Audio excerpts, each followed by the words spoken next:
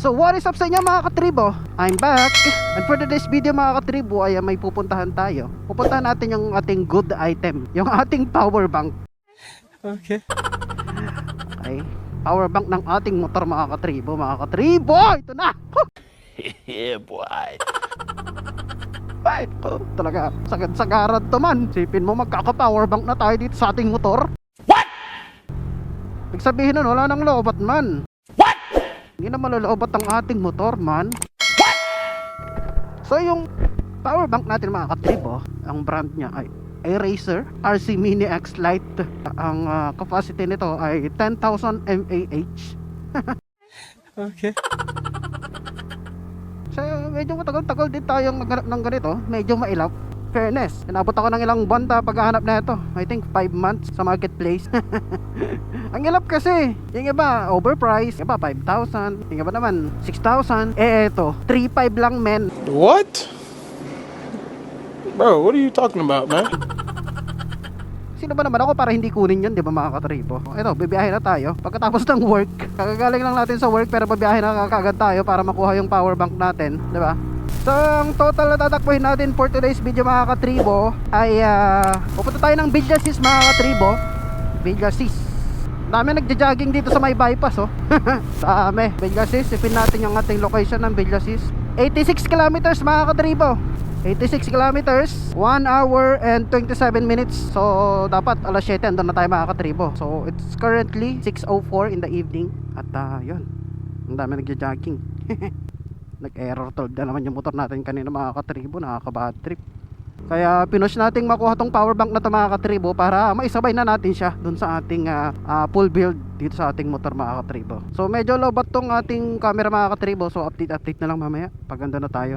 Second hand yung power bank natin. Hindi naman natin kaya ng brand new. Dahil ang brand new neto ay nasa 6,000. Hindi, 7,000 pala. Yeah, boy. 7,000 yung brand new ng Air-Racer RC Mini X Lite. Kaya okay lang yan. Oh my God! Wow! Update na lang mamaya mga katribo kung nasa na tayo. At kung ano na tayo sa ating pag-meet upan doon nga sa may Villasis. Let's go! Alright mga katribo, so habang pupunta tayo dun mga katribo ay syempre magsa-sound trip tayo, diba? Sound trip sa Spotify. Oh, polite.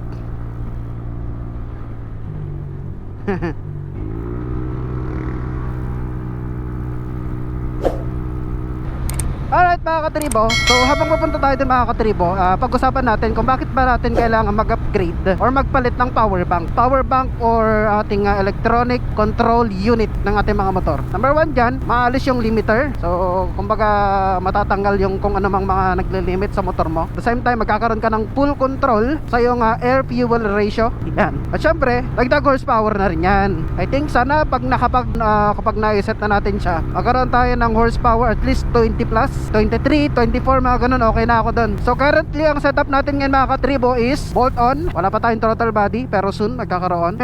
At yan mga katribo, yung pagpaparimap pala dito mga katribo, isabay na natin yon kapag naikabit na natin lahat. Ang una nating papakabit is yung ating long wire mga katribo. So marami ako mga naririnig na mga bad comments when it comes to the long wire. Pero hindi naman natin yan, magkakaroon na rin kasi talaga tayo ng issue sa error 12. Kaya minabuti ko na rin talaga mga katribo na mag-upgrade na rin para sa long wire. Ayan. At syempre yung ECU na rin, sabay-sabay na yun mga katribo. Kapag nakapag-upgrade na tayo ng long wire, kapit natin yung throttle body, pakabit natin yung ating power bank.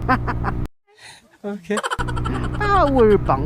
So expected ko makapag 150 kph tayo. What? Kapag nakabit na yung ating power bank. Lakas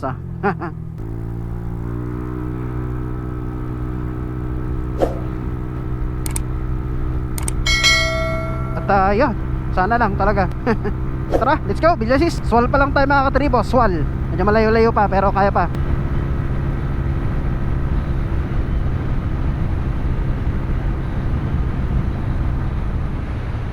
Medyo tumidilim na. Kamusta yung ating footage? So gumagamit tayo ng GoPro Hero 9. Malinaw kaya? Let's go!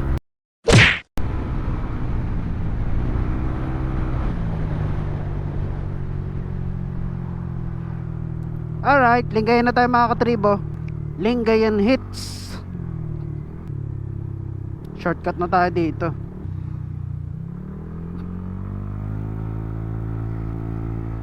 Ito yung daan na malubak eh. So ingat, ingat. Ayun oh.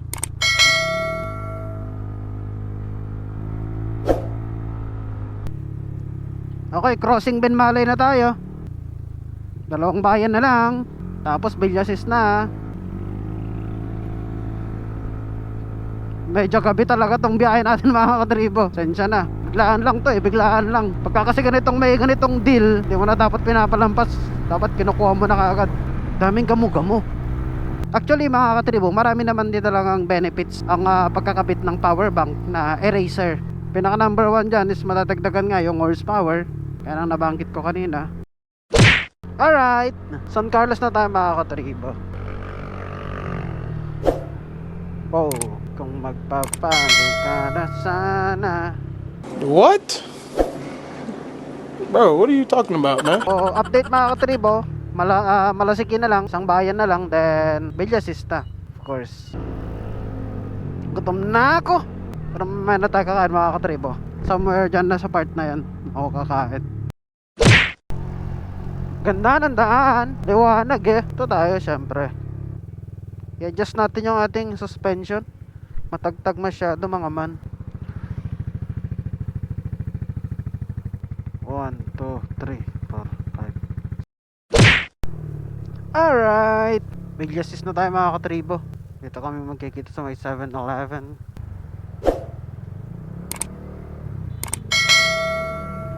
Okay, chill muna tayo dito habang inaantay siya. Ang gas ko paubos na.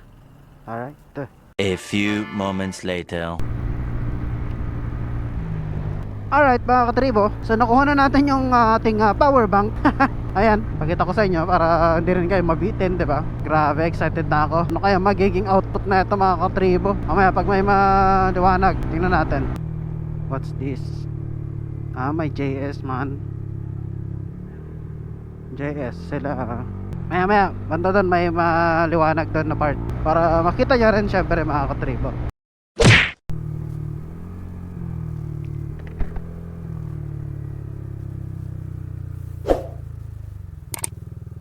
Doon ulit tayo sa kabilang pagas. 51 doon eh. Unleaded eh. Dito 50 lang. O diba? 50.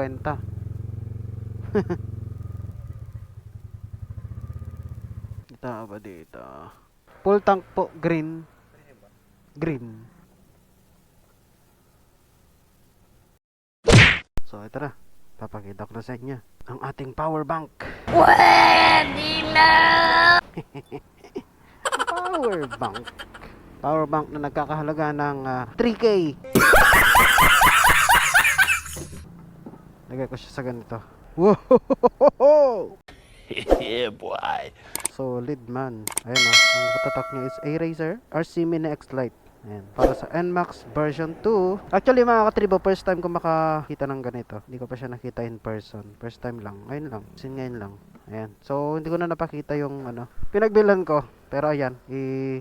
Andyan na lang siya sa sa i-post ko na lang dyan yung picture namin. Yung pinagbilang ko. So, galing daw yun sa 185cc, mga katribo. Sobrang mura ng gas dito. 50 lang yung unleaded. Tapos sa Centrum, 51 lang. So, dito tayo sa Malasiki ngayon, mga katribo. So, ayun. Pauwi na tayo. So, galing pala sa 185cc yung ECU, mga katribo. So, ayun. So, tsaka loaded din siya. And, binenta niya na yung NMAX niya. So, ayun.